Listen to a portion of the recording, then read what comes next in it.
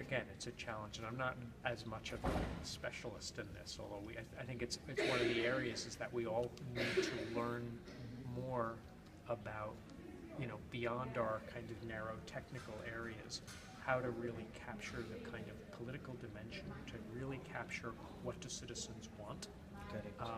And there's a trade-off, and we heard this described very well today, or a balance that has to be done between listening to the, capturing the demand, understanding what people want, and then public health knowledge, in which somebody said today, we use the word should a lot, because we know what people should eat or shouldn't eat, or what they need.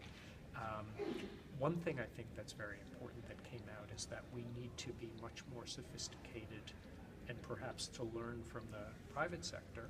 Correct. In communications, Yes. in what might be called social marketing, Social or policy marketing, marketing, or however, capturing these things is very important.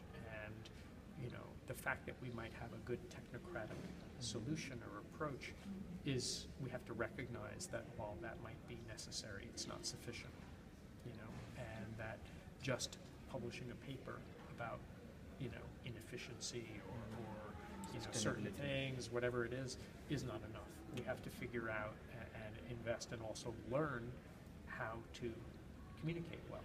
Why is it that, Coca-Cola is much more effective than we are in getting messages out to rural areas, right? Or maybe those places where diarrheas or the things happening, Exactly. and where Coca-Cola able to reach, penetrate to the remotest village, and where we are not. Right.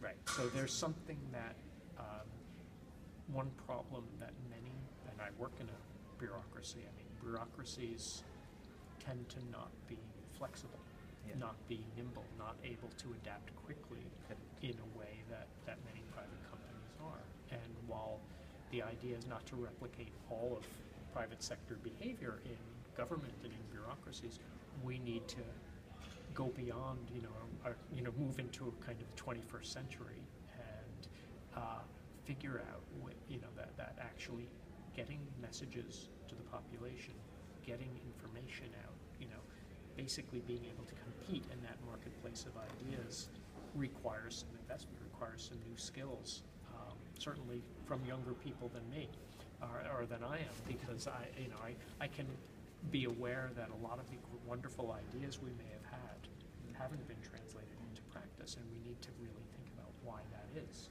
okay? And it requires perhaps some skills that we haven't traditionally applied.